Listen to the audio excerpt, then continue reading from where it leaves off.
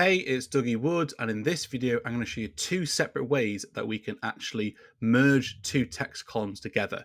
The first is using this and symbol. So all we need to do is select inside of the cell that we want to combine the text.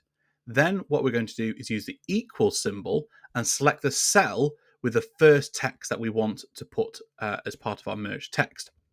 Then we can use the and symbol. Now it's important to then use these speech quotation marks and put a little space in there so that there's actually a space between them. We then use the and symbol and select the second column and then click enter. Now that then gives us this, this is our first way of doing this. The second way is to use the concat function to combine data.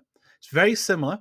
We're going to click into the cell and we're going to click on and enter equals and type in concat. Then an open bracket. And this is where we're going to select the cell with the text that you want to combine. So in this case, I'm going to have the last name, and we can use commas to separate the data you're combining. Again, we can use quotation marks to add spaces, commas, or other text. Say, for example, I want to add the word family after the last name.